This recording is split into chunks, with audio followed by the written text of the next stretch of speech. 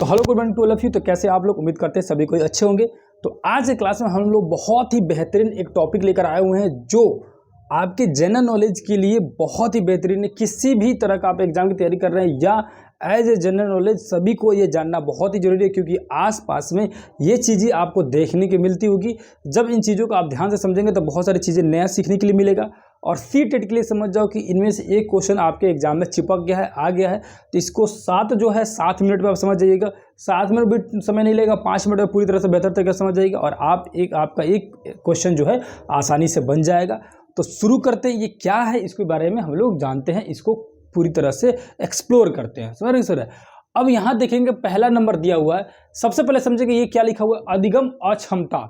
यानी कि बच्चे में, कुछ बच्चों में सीखने की अक्षमता होती है, यानी सीखने की गुण नहीं होता है। कौन कौन चीज़ें उसमें डिसेबिलिटी पाई जाती है, यानी अक्षमता पाया जाता है, उसके बारे में आज के क्लास में हम लोग चर्चा करने वाले हैं। पहली जो डिसेबिलिटी होती है उसको क्या बोलते हैं, डिसलेक्सिया। ये क्या होता है, कुछ बच्चे जो होते हैं ना, जैसे ध्यान से देखना, कुछ बच्चे जो है ना पढ़ नहीं पाते हैं ठीक से, पढ़ने में उनको दिक्कत होती है, हकला के पढ़ते हैं या पढ़ नहीं पाते हैं। कुछ बच्चे को देखना बोल नहीं पाते होंगे, कुछ बच्चे देख नहीं पाते होंगे, कुछ बच्चे खेल नहीं पाते होंगे। तो हर एक बच्चे में कुछ ना कुछ डिसेबिलिटी पाई जाती है, उन्हीं को बोला जाता है अधिगम अक्षमता। पहला नंबर लिखा हुआ है डिसलेक्सिया। डिसलेक्सिया मतलब जिन बच्चों को डिसलेक्सिया हो गया उनको पढ़ने में प्रॉब्लम होगा। पढ़ने में विकार क्या कहलाएगा, यानी पढ़ने में प्रॉब्लम क्या कहलाएगा, डिसलेक्सिया कहलाएगा। अब क्वेश्चन कैसे आते हैं एग्जाम में, ध्यान से समझो। क्वेश्चन पूछ देगा कि एक बच्चा जो है अपने बुक को ध्यान से नहीं पढ़ पा रहा है, उसमें किस प्रकार की अक्षमता है, अधिगम का कौन सा अक्षमता है, तो डिसलेक्सिया है, यानी पढ़ नहीं पा रहा है तो डिसलेक्सिया है। डिसग्राफिया, ग्राफ्स याद रखना, ग्राफ मतलब क्या होता है, पैराग्राफ या कोई भी ग्राफ। तो ग्राफ में से क्या आ रहा है, लिखना। क्या आ रहा है, लिखना। यानी कि जिस बच्चे में डिसग्राफिया होगा, है ना, ये इस प्रकार की डिसेबिलिटी होगी, तो समझ जाओ कि लिखने में उसको प्रॉब्लम होगा, लिख नहीं पाएगा। समझ रहे ना? तो जिस बच्चे में लिखने में प्रॉब्लम होता है उसको बोला जाता है डिसग्राफिया। थर्ड नंबर है डिसकैलकुलिया। डिसकैलकुलिया में कैलकुलेशन याद रखना। कैलकुलेशन मतलब क्या होता है, कैलकुलेशन किससे रिलेटेड होगा, मैथ से रिलेटेड होगा। यानी कि जिन बच्चों में डिसकैलकुलिया होगा उन बच्चों को मैथ का कैलकुलेशन या मैथ जो है वो ठीक से नहीं कर पाएगा, हिसाब किताब में गड़बड़ा जाएगा। जैसे उसको दे दिया जाए कि कुछ चेंज पैसे दे दिए, बोला जाए गिन के बताओ, गिन लेगा, बोलेगा कि मान के चलो कि 110 रुपया है, ठीक है। उसमें से क्या करो, फिर से बोलो कि फिर से गिनो। अगली बार जब गिनेगा तो वो गिनती गड़बड़ा देगा, इस बार बोलेगा कि 112 है, 105 है। मतलब कि उसका कैलकुलेशन जो होता है ना बच्चे की, गड़बड़ा जाती है।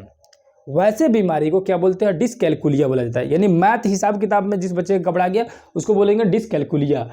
एक होता है चौथा नंबर डिसमॉर्फिया। मॉर्फिया से याद रखना, मॉर्फिन, एक मॉर्फिन होता है और नशा की दवा होती है ना। बहुत सारे बच्चे जानते होंगे, है ना, जो एक्चुअली में जो सी-टेट की तैयारी कर रहे होंगे या यूपीएससी बीपीएससी की तैयारी कर रहे होंगे, उनको पता होगा कि मॉर्फिन क्या होता है। ऐसे तो बहुत सारे बच्चे जानते होंगे मॉर्फिन के बारे में। मॉर्फिन जो होता है ना, मान के चलो कि ड्रग्स है, तो ड्रग्स क्या करता है, नशा देता है। नशा देगा तो आपको क्या होगा, भ्रम पैदा, इल्यूजन होगा, भ्रम पैदा होगा, होगा कि नहीं होगा। तो याद रखना कि डिसमॉर्फिया जिन बच्चों का रहेगा ना, उसको क्या होगा कि भ्रम पैदा होने लगेगा।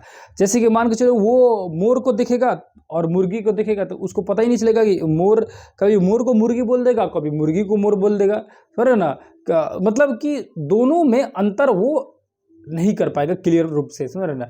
तो वैसे बीमारी को या वैसी अक्षमता को, वैसी डिसेबिलिटी को डिसमॉर्फिया कहा जाता है। यानी बच्चे में भ्रम की स्थिति जब पैदा हो जाती है।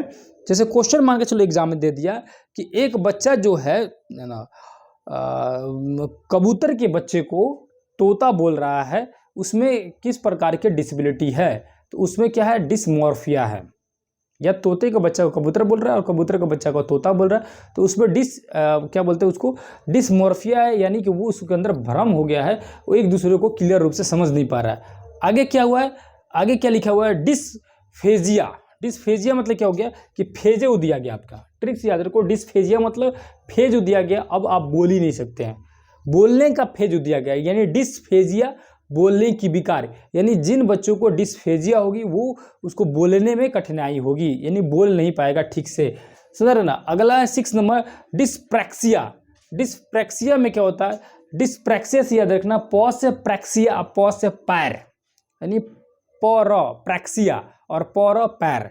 तो डिस्प्रैक्सिया से याद रखना कि जिस बच्चे में डिस्प्रैक्सिया होती है वो समझो कि हैंडीकेप टाइप का हो जाता है, जैसे कि उसमें शारीरिक अक्षमता आ जाती है, वो खेल नहीं पाएगा या किसी भी तरह की उसमें शारीरिक एक्टिविटी में किसी तरह की कमी आ जाएगी, उसको बोला जाएगा डिस्प्रैक्सिया, यानी पैर, प से प्रैक्सिया, प से पैर, याद रखना। अगला है, उसके बाद क्या देखेंगे, डिस्थेमिया।